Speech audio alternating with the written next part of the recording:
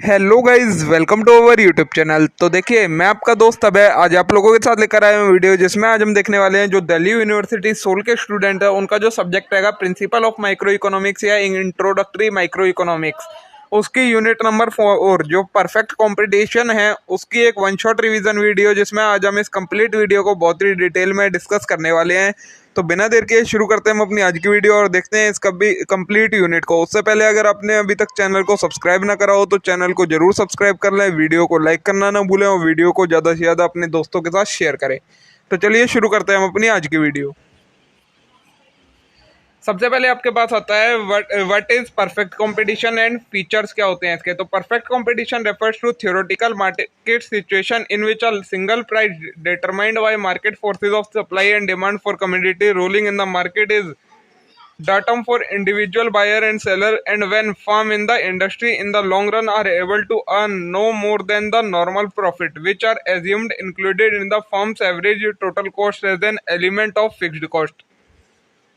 क्या होता है परफेक्ट मार्केट कंपटीशन? ये एक मार्केट सिचुएशन होती है जिसमें क्या सिर्फ एक ही प्राइस होता है जो कि किससे डिटरमाइन होता है, डिमांड एंड सप्लाई से डिटरमाइन होता है। और वो प्राइस ऐसा होता है कि सभी को वही प्राइस फॉलो करना पड़ता है, मतलब उतने ही प्राइस पे गुड्स बेचने पड़ते हैं। और उस प्राइस पर गुड बेचने से सिर्फ कंपनी को क्या नॉर्मल प्रॉफिट होता है, कोई एबनॉर्मल प्रॉफिट या सुपर प्रॉफिट नहीं होता है। उसे हम कहते हैं perfect competition market. In other words perfect competition prevail when, perfect competition कब होता है? When individual buyer and seller of commodity are price taker and not the price seller, and when the long run total revenue of firm equal to its total cost which include normal profit when average revenue equal AC. क्या बोला है? एक perfect competition जब होता है जब एक individual buyer और एक सेलर किसी कमोडिटी के प्राइस के टेकर होते हैं, ना कि प्राइस सेलर होते हैं। मतलब वो ही प्राइस को डिसाइड नहीं करते हैं, मार्केट के डिमांड और सप्लाई फोर्सेस से प्राइस डिटरमाइन किया जाता है। और इसमें जो लॉन्ग रन टोटल रेवेन्यू होता है फर्म का, वो टोटल कॉस्ट के बराबर होता है, जिसमें सिर्फ उन्हें नॉर्मल प्रॉफिट मिल पाता है। ठीक है, ये होता है हमारा परफेक्ट कॉम्पिटिशन।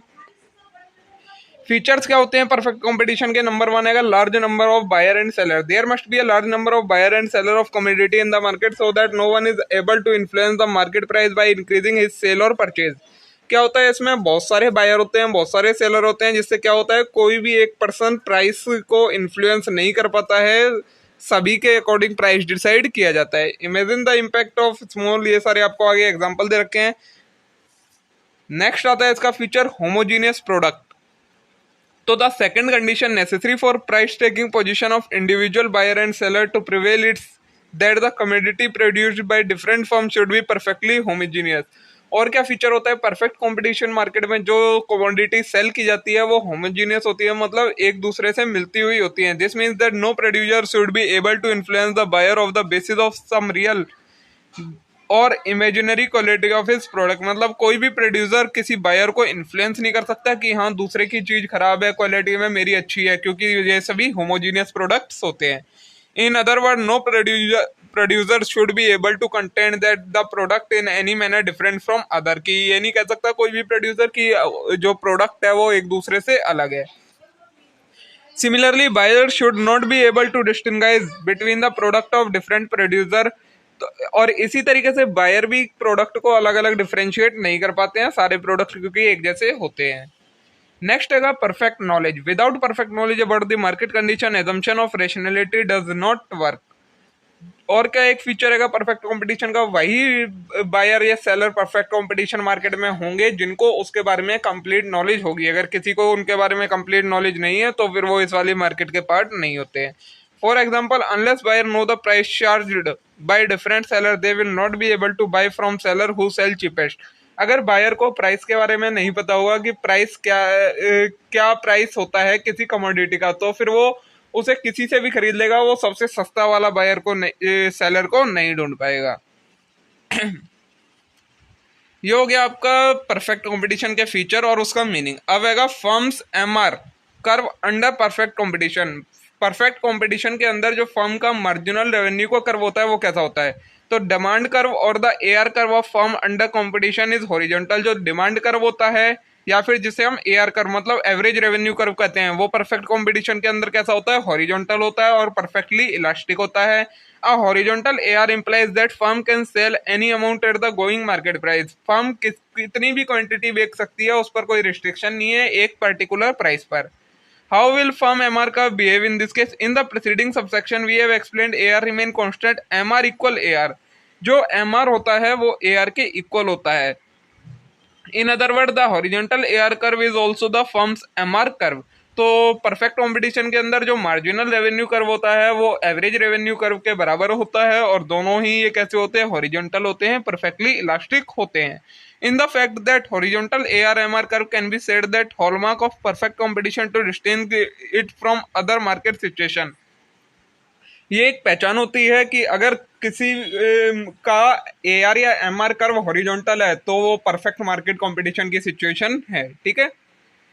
नेक्स्ट रहेगा टोटल रेवेन्यू। तो total revenue defined as product of average revenue और price of commodity and quantity of output. जो टोटल रेवेन्यू होता है वो क्या होता है, प्रोडक्ट होता है किसका, या तो एवरेज रेवेन्यू का या फिर जो प्राइस है कमोडिटी का उसकी हमने कितनी क्वांटिटी बनाई है उससे जब मल्टीप्लाई कर देते हैं तो हमारे पास टोटल रेवेन्यू आ जाता है। Under perfect competition price is given on और constant implying that AR is equal to MR। Perfect competition के अंदर जो AR होता है वो MR के बराबर होता है। So total revenue increase with increase in quantity. तो जैसे जैसे हम क्वांटिटी इंक्रीज करते जाएंगे वैसे वैसे हमारा टोटल रेवेन्यू बढ़ता है। Hence total revenue curve can be drawn as straight line through the origin as shown in the diagram.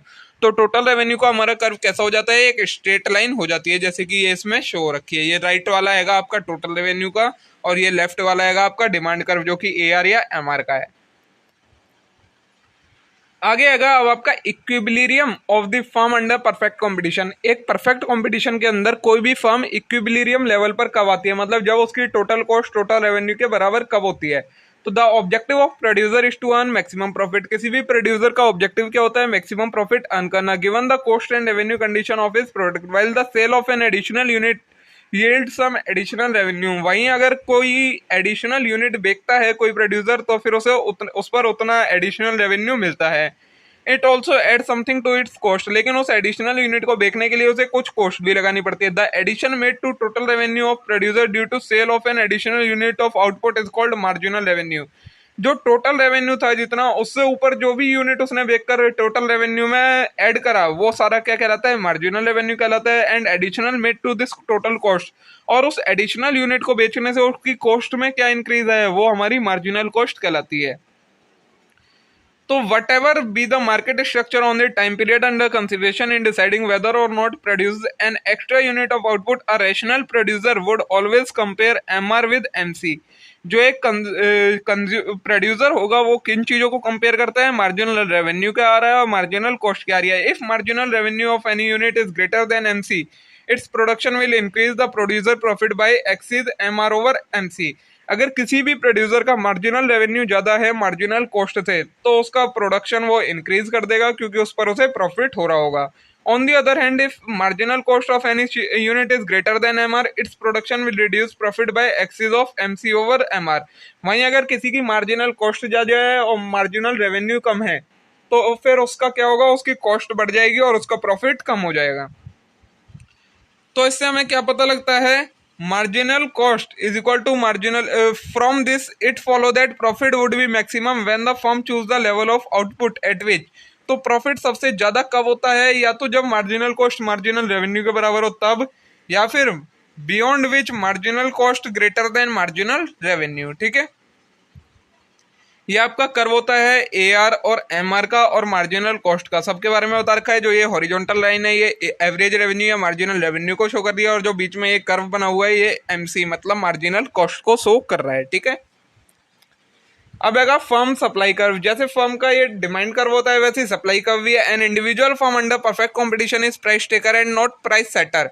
जो फर्म होती है परफेक्ट कंपटीशन के अंदर वो कैसी होती है, प्राइस टेकर होती है ना कि प्राइस सेटर होती है। प्राइस टेकर मतलब जो प्राइस हैगा मार्केट में डिमांड सप्लाई से डिसाइड हुआ है उस पर बेचेंगी, ना कि वो अपना प्राइस अलग से सेट करेंगी।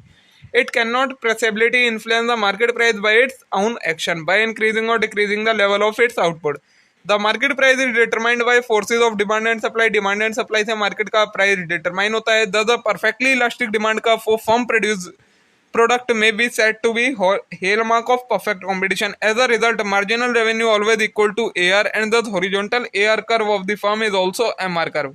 The equilibrium condition of equality of MC with MR in case of perfect competition also implies the equality of MC with AR. Therefore, under perfect competition, a firm only adjusts the level of its output so as to equate its MC with the given market price. Thus, under market perfect market price always equal marginal cost. जो perfect competition में price होता है किसी भी commodity का, वो किसके बराबर होता है? मार्जिनल कॉस्ट के बराबर होता है। ये देखिए, ये आपको इसमें शो कर रखा है, ठीक है। ये है आपका supply curve under perfect market competition. अब है short run equilibrium of firm, मतलब कोई भी फर्म शॉर्ट रन में कब इक्विलिब्रियम होती है? तो given the horizontal AR MR curve of a firm and usually U shaped AC MC curve, equilibrium take place at point which the horizontal AR MR curve cut the rising MC curve. तो short run में कभी भी equilibrium कब होती है firm? जब जो हमारी हॉरिजॉन्टल लाइन होती है, जो कि हमारी एवरेज रेवेन्यू या मार्जिनल रेवेन्यू का कर्व होता है, और जो कर्व बनते हैं मार्जिनल कॉस्ट का या एवरेज कॉस्ट का, जब वो कर्व मार्जिनल कॉस्ट का या एवरेज कॉस्ट का कर्व एवरेज रेवेन्यू या मार्जिनल रेवेन्यू वाले कर्व को कट करता है, तो वो हमारा क्या कहलाता है? वो हमारा इक्विलिब्रियम पॉइंट कहलाता है। This subject to only qualification that equilibrium can not take place if the horizontal MR curve MC curve below E the shutdown point है शोन इन द फिगर 12.5। तो देखिए, ये आपको शो कर रखा है सारे कर्व। ये कहां पर इक्विलिब्रियम हो रहा है? जहां पर ये कट कर रहे हैं एक दूसरे को, ठीक है। अब आएगा long run equilibrium of firm. तो लॉन्ग रन में कब इक्विलिब्रियम होता है? Freedom of entry and exit of firm in the long run is characteristic feature of perfect competition. Perfect competition का एक फीचर क्या होता है? इसमें फ्रीडम होती है, कोई भी आ सकता है, कोई भी जा सकता है। Therefore equilibrium position with abnormal profit or loss as shown in figure A and B above are sustainable involve. ये सारा आपको एक्स्ट्रा हैगा। Short run is a period too short to permit adjustment of productive capacity to desired level. In short run firm is the industry can produce more or less only by using its given fixed equipment more or less intensively, but cannot increase or decrease their given fixed equipment. Short run में क्या होता है? कोई भी firm अपनी cost को कैसे change करती है? जो उसके पास फिक्स्ड इक्विपमेंट है उन्हीं का यूज ज्यादा इफिशियंसी से करके यूज कर सकती है, लेकिन उन्हें इंक्रीज या डिक्रीज नहीं कर सकती। For the same reason, new firm also cannot enter into industry in short run. इसीलिए शॉर्ट रन में कोई भी नई फर्म एंटर नहीं कर सकती है।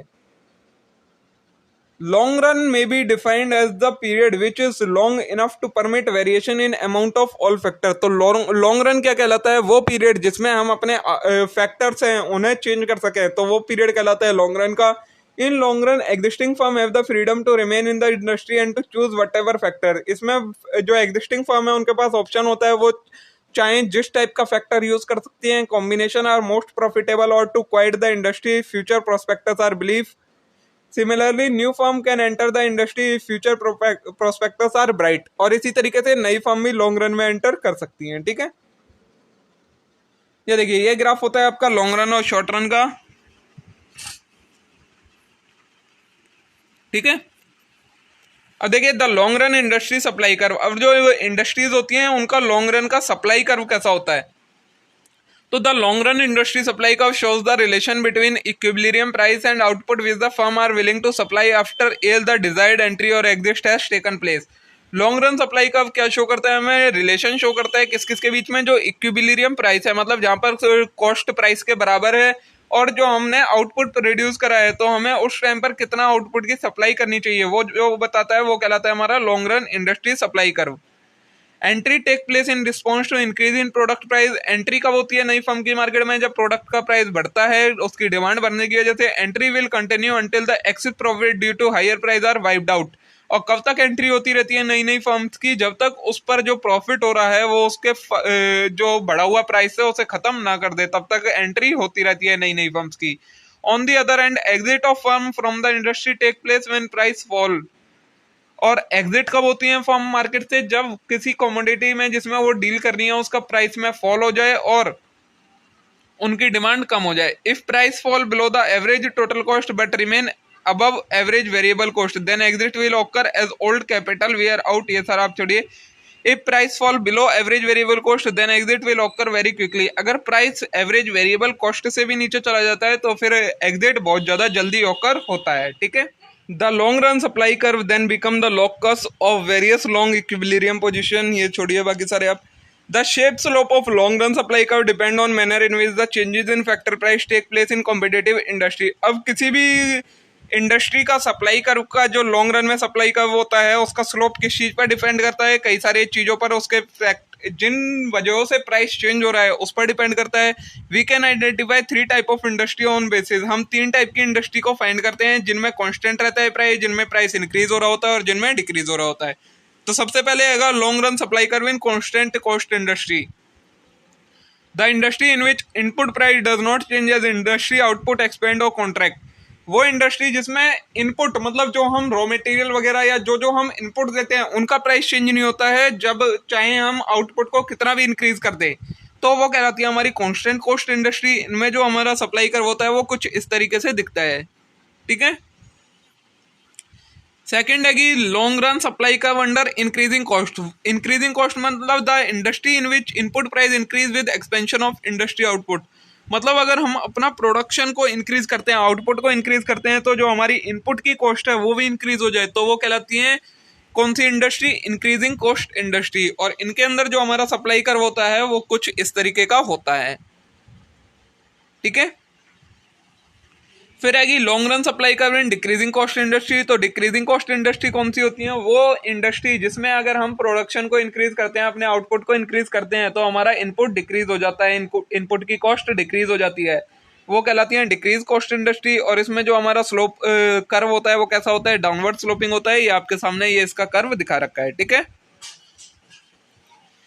फिर आएगा हमारे पास allocative efficiency under perfect competition. तो ये क्या होता है? Allocation efficiency refers to situation where allocation of resources leads to maximum gain to the society reflective in maximization of sum of consumer and producer surplus.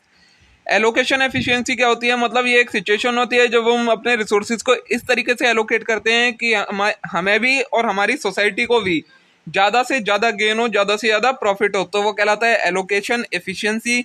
Consumer surplus क्या होता है? Consumer surplus is the difference between total value which the consumer are willing to place on all the unit consumed of the product and the actual payment that they make on its purchase. मतलब consumer surplus क्या होता है? वो price जो कि एक consumer willing कर रहा है, मतलब पे करना चाहता है किसी कमोडिटी के लिए, उसमें से जब हम लेस कर दें किसे जो वो एक्चुअल में पेमेंट कर रहा है, तो उसे वो कहलाता है कंज्यूमर सरप्लस. वहीं प्रोड्यूसर सरप्लस क्या होता है? It is the difference between value and producer receive by selling the product at its equilibrium price at which demand and supply of product are equal and the value of out product at minimum supply price which is its transfer earning. Producer surplus क्या होता है? मतलब वो price जिस पर producer है वो अपने गुड्स को सेल कर रहा है और उसमें से हम जब माइनस कर दें क्या, वो प्राइस जो कि सबसे मिनिमम सप्लाई प्राइस हैगा उसका, तो जो बचता है वो कहलाता है हमारा producer surplus. Sum of consumer and producer surplus is maximized when price equal marginal cost of the product. जो प्रोड्यूसर सरप्लस या कंज्यूमर सरप्लस है वो कब मैक्सिमम होता है? जब जो प्राइस होता है किसी भी कमोडिटी का वो उसकी मार्जिनल कॉस्ट के बराबर हो. और ये आपके सामने इसके ग्राफ दे रखे हैं. बाकी इसमें आपको और ज़्यादा कुछ डिटेल में जाने की ज़रूरत नहीं है. ठीक है. इसी के साथ दोस्तों देखिए जो हमारी यूनिट नंबर 4 है परफेक्ट कंपटीशन वाली, उसमें जो जो हमारे सिलेबस में इंपॉर्टेंट टॉपिक हैं आपके एग्जाम के लिए रिलेवेंट है वो सभी मैंने आपको डिटेल में एक्सप्लेन कर दिए हैं. सभी चीज़ों को हमने बहुत ही डिटेल में देख लिया है. मे भी आज की वीडियो आप लोगों के लिए यूजफुल रही होगी, आप लोगों को पसंद आई होगी. अगर वीडियो अच्छी लगी हो तो वीडियो को लाइक जरूर करें, चैनल को जरूर सब्सक्राइब कर लें इस टाइप के और कंटेंट के लिए, और वीडियो को अपने सभी दोस्तों के साथ सभी ग्रुप्स में ज़्यादा से ज़्यादा शेयर करें. Thank you.